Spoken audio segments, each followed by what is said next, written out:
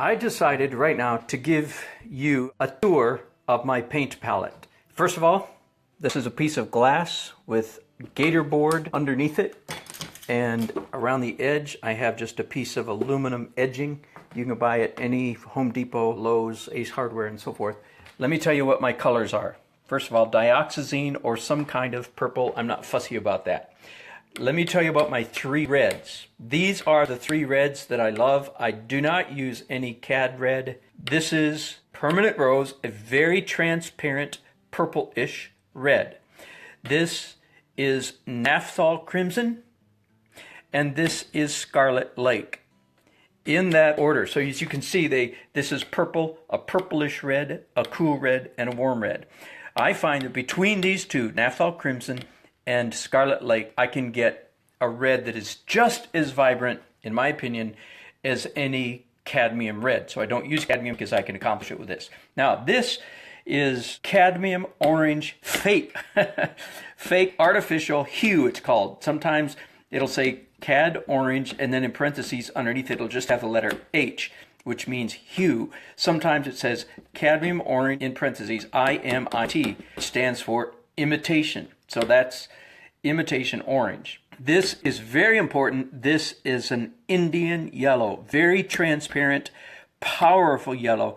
It's called Indian yellow. This is French yellow. It's made by Charvan. It could be a Cad yellow hue or Cad yellow imitation. Here's the thing. I don't think anybody can tell the difference. I can tell the difference between a Cad red, real Cad red, and Cad red imitation. I don't have those here. That's why I don't use Cad red imitation, because it's dull and I don't like it. Both of these, Naphthol Crimson and Scarlet Lake, are zinger colors. There's no deadness in them at all, but a Cad red imitation is sort of dead. On the other hand, Cad yellow is zinger. I don't think anybody can tell. This is Hansa yellow or lemon yellow light.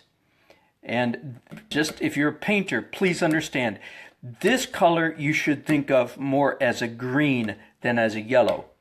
Don't even think of it as yellow. It's so cool, so electric, that when you put it on your canvas, if you're thinking it's a yellow, you're probably making a mistake. It's actually closer to chartreuse. This is sap green, chromium, phthalo green or viridian green, phthalo blue. Some people are afraid of phthalo blue because it's a staining color and a little goes a long way, but don't let that mess you up. It's a beautiful color and you just have to use less of it.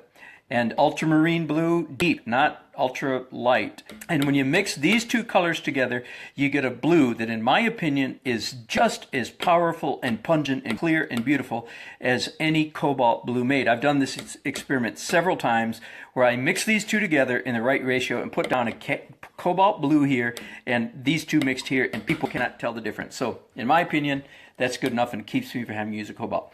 So, again, now this, you understand that this is for people like me that are fairly obsessive compulsive.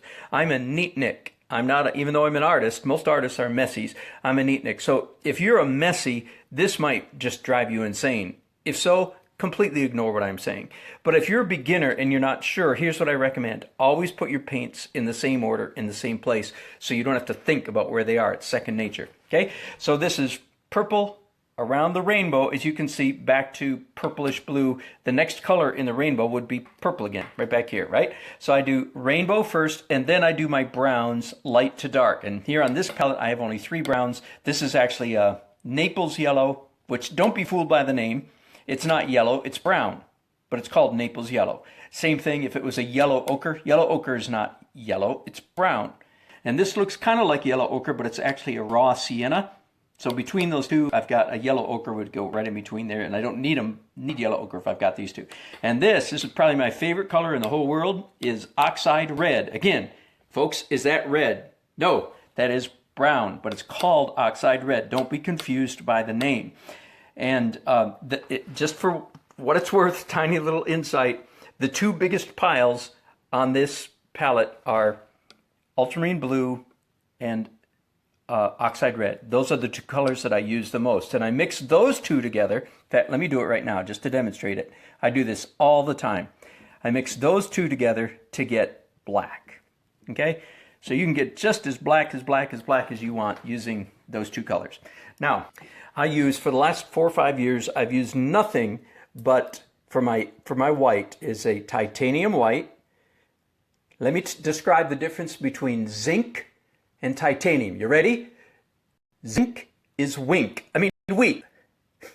And titanium is titanium. So why would you buy it? In my opinion, don't waste your money buying weak white. Just buy titanium white and use less of it. Now you'll notice this word right here, alkyd. This is an oil paint, but it's an alkyd, means it has an alkaline stuff in it. It's fast drying oil color. If you use straight up titanium, it can take 2 months for your painting to dry. I don't mean like technically dry, I mean like dry so you can touch it. So always buy alkyd titanium white so it dries fast. And finally, this pile of goop right here, everybody always asks me what that is. Here it is. This is the tiny, I almost never use a bottle this small. Liquid Original. It's a gel, so I don't need to put it in a cup. It stays right there on my palette. It smells a little bit, I mean, nothing like turpentine, but it's not completely odorless.